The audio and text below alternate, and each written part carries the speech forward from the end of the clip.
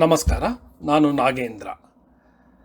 ಕರ್ನಾಟಕ ರಾಜ್ಯದಲ್ಲಿ ಇಂಧನ ಇಲಾಖೆ ಅಂದರೆ ವಿದ್ಯುತ್ ಇಲಾಖೆ ನೀಡುತ್ತಿರುವ ಗೃಹಜ್ಯೋತಿ ಯೋಜನೆಯ ಅಡಿಯಲ್ಲಿ ಯಾರು ಉಚಿತ ವಿದ್ಯುತ್ ಪಡೆಯುತ್ತಿದ್ದೀರೋ ಅವರು ಈಗ ಅವರ ಮಾಹಿತಿಯನ್ನು ನೀಡಿ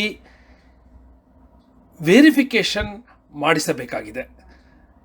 ಪ್ರಸ್ತುತ ಲಭ್ಯ ಇರುವ ಮಾಹಿತಿಯಂತೆ 31/8/2026 ಒಳಗೆ ಎಲ್ಲ ಫಲಾನುಭವಿಗಳು ವೆರಿಫಿಕೇಷನನ್ನು ಮಾಡಿಸ್ಬೇಕು. ಆದ್ದರಿಂದ ಹೇಗೆ ವೆರಿಫಿಕೇಷನ್ ಮಾಡಿಸೋದು, ಅದರ ವಿಧಾನ ಏನು ಅನ್ನೋದನ್ನು ಈ ವಿಡಿಯೋದಲ್ಲಿ ಹೇಳೋದಕ್ಕೆ ಇಷ್ಟಪಡ್ತೀನಿ.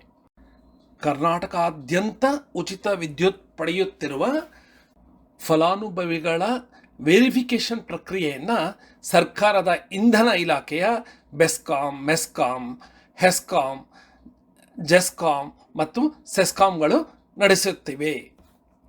ನೀವು ಪಡೆಯುತ್ತಿರುವ ಉಚಿತ ವಿದ್ಯುತ್ ಮುಂದುವರಿಯಬೇಕಾದರೆ ಈ ವೆರಿಫಿಕೇಷನ್ ಪ್ರಕ್ರಿಯೆಗೆ ಅಗತ್ಯವಾದ ಮಾಹಿತಿಯನ್ನು ನೀವು ನೀಡಬೇಕು.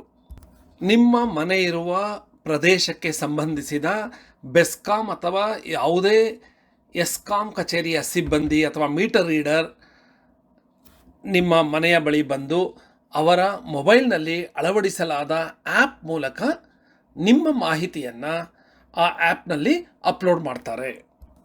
ಅವರು ಮಾಹಿತಿ ಕೇಳಿದಾಗ ಅವರು ಕೇಳುವ ಪ್ರಶ್ನೆಗೆ ಸರಿಯಾಗಿ ಉತ್ತರಿಸಿ ಸೂಕ್ತವಾದ ಮಾಹಿತಿಯನ್ನು ನೀಡಿ ಉಚಿತ ವಿದ್ಯುತ್ ನೀಡಲಾಗುವ ಗೃಹಜ್ಯೋತಿ ಫಲಾನುಭವಿಗಳಾಗಿ ನೀವು ಮುಂದುವರಿಯಬಹುದು.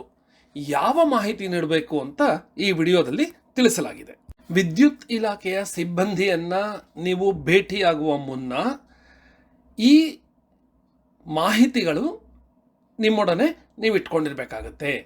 ಯಾವ್ಯಾವ ಮಾಹಿತಿ ಅಂದರೆ, ನೀವು ಯಾವ RR ನಂಬರ್ ಇರುವ ವಿದ್ಯುತ್ ಸಂಪರ್ಕಕ್ಕೆ ಉಚಿತ ವಿದ್ಯುತ್ ಪಡಿತಾ ಇದ್ದೀರೋ ಆ RR ನಂಬರನ್ನು ನೀವು ಬರೆದಿಟ್ಕೊಳ್ಬೇಕು, ಅಥವಾ ಇತ್ತೀಚಿನ ವಿದ್ಯುತ್ ಬಿಲ್ ನಿಮ್ಮೊಡನೆ ಇಟ್ಕೊಂಡಿರಬೇಕು. ಗೃಹಜ್ಯೋತಿಗೆ ಅರ್ಜಿ ಸಲ್ಲಿಸಿದಾಗ ನೀಡಲಾಗಿದ್ದ ಮೊಬೈಲ್ ಸಂಖ್ಯೆಯ ಫೋನ್ ನಿಮ್ಮೊಡನೆ ಇರಬೇಕು. ಮತ್ತು ಮೂರನೇದಾಗಿ, ಯಾರ ಹೆಸರಲ್ಲಿ ನೀವು ಅರ್ಜಿ ಸಲ್ಲಿಸಿದ್ರೋ ಅವರನ್ನು ಫಲಾನುಭವಿ ಅಂತ ಹೇಳ್ತಾರೆ, ಅವರ ಆಧಾರ್ ನಂಬರ್ ಇಟ್ಕೊಂಡಿರಬೇಕು ಮತ್ತು ಆ ಆಧಾರ್ ನಂಬರ್ಗೆ ಲಿಂಕ್ ಆಗಿರುವ ಮೊಬೈಲ್ ಸಹ ನಿಮ್ಮೊಡನೆ ಇಟ್ಕೊಂಡಿರಬೇಕು.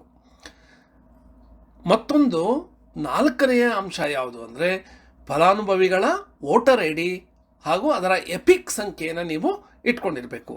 ಹೀಗೆ 4 ಮಾಹಿತಿಯನ್ನು ನೀವು ನಿಮ್ಮ ಬಳಿ ಇಟ್ಕೊಂಡು ಇಲಾಖೆಯ ಸಿಬ್ಬಂದಿಯನ್ನು ಭೇಟಿಯಾಗಬೇಕು.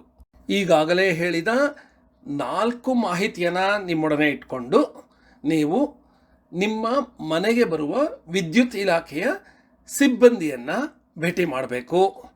ಅವರು ನಿಮ್ಮಿಂದ ಮಾಹಿತಿಯನ್ನು ಪಡೆದು ಅದನ್ನು ಅವರ ಮೊಬೈಲ್ನಲ್ಲಿರುವ ಆ್ಯಪ್ನಲ್ಲಿ ಅಪ್ಲೋಡ್ ಮಾಡಿ ನಿಮ್ಮ ವಿವರಗಳನ್ನು ವೆರಿಫಿಕೇಷನ್ ಮಾಡ್ತಾರೆ.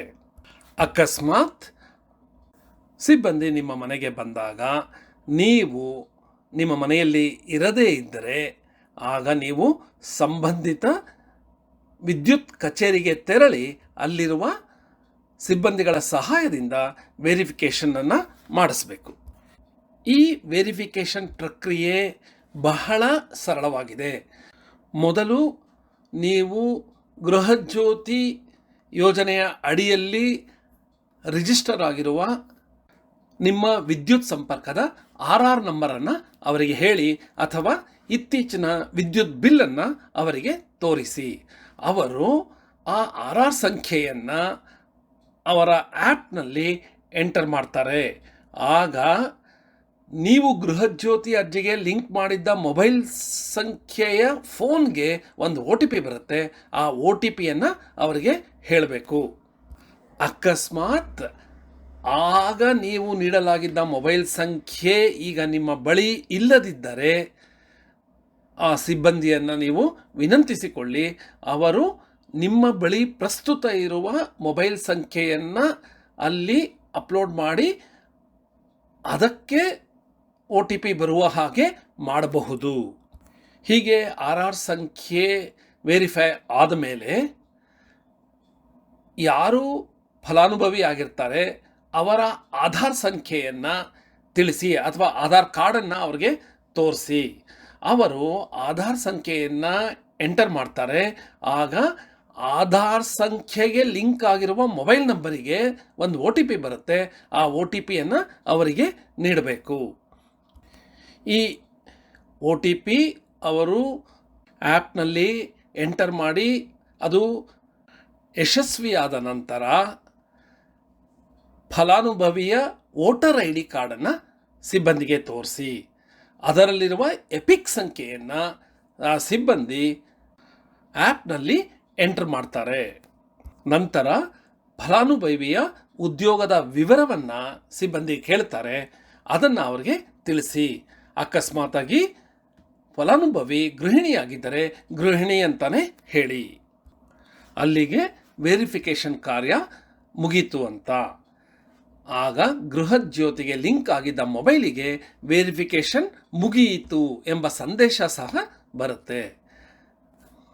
ಈ ಕೆಲಸವನ್ನು ಅಂದರೆ ಈ ವೆರಿಫಿಕೇಷನ್ ಮಾಡಿಸುವ ಕಾರ್ಯವನ್ನು ನೀವು ಆಗಸ್ಟ್ 31, 2026 ಒಳಗೆ ಮಾಡಿಸಬೇಕು ಅಂತ ಪ್ರಸ್ತುತವಾಗಿ ಹೇಳಲಾಗಿದೆ. ಈ ವಿಡಿಯೋವನ್ನು ನೋಡಿ ನೀವು ನಿಮ್ಮ ಗೃಹಜ್ಯೋತಿ ಯೋಜನೆಯ ಫಲಾನುಭವಿಯ ವೆರಿಫಿಕೇಷನ್ ಮಾಡಿಸಿದ ಮೇಲೆ ನಿಮಗೆ ತಿಳಿದಿರುವ ಎಲ್ಲ ಫಲಾನುಭವಿಗಳಿಗೆ ಈ ವಿಡಿಯೋವನ್ನು ಕಳಿಸಿ.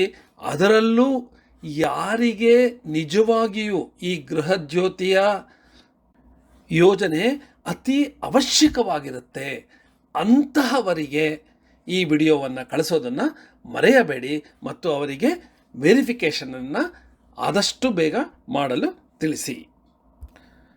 ಧನ್ಯವಾದಗಳು.